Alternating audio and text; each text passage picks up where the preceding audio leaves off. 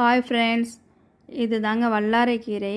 ஆனால் வந்துட்டு வல்லாரைக்கீரைன்னு சொல்லிட்டு நிறைய பேர் வந்து வேறு ஒரு செடியை வாங்கிட்டு வந்து சாப்பிட்டுட்ருக்காங்க. நான் இது வரைக்கும் அதை வாங்கி யூஸ் பண்ணதில்லைங்க. நான் வல்லாரைக்கீரைன்னு பார்த்து இந்த கீரை தான் வாங்கிட்டு வந்து சாப்பிட்றேன். இதை வந்து நம்ம துவையலாகவும் அரைச்சி சாப்பிட்லாம். அது மட்டும் இல்லைன்னா தோசை இருக்குது இல்லையா, நம்ம வந்துட்டு முடக்கத்தான் கீரை தோசை சுடுவோம் இல்லையா, அதே மாதிரி இதையும் வந்துட்டு அரைச்சிட்டு நம்ம தோசை மாவில் மிக்ஸ் பண்ணிவிட்டு சாப்பிட்லாம்.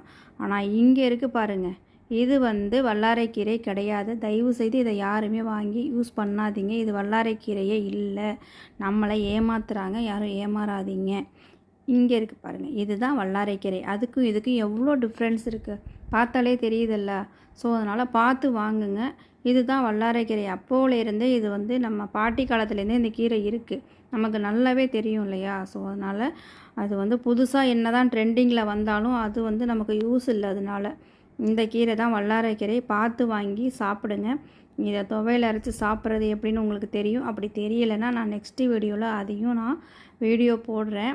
நான் எப்படி அரைப்பேன் அப்படிங்கிறத சொல்லி நல்லாயிருக்கும். நல்லா சுட சுட சாப்பாட்டில் போட்டு நல்லெண்ணெய் ஊற்றி அப்படியே பிசைஞ்சு சாப்பிட்டோம்னா அருமையாக இருக்குங்க. தோசையும் ஊற்றி சாப்பிட்லாம், நல்லாயிருக்கும். நீங்கள் ட்ரை பண்ணி பாருங்கள். இதுக்கப்புறமும் அந்த கீரையை வாங்கி நீங்கள் சமைக்காதீங்க, அது சமையலுக்கு யூஸ் பண்ணவும் வேண்டாம். தேங்க்யூ ஃபார் வாட்சிங் மை வீடியோ.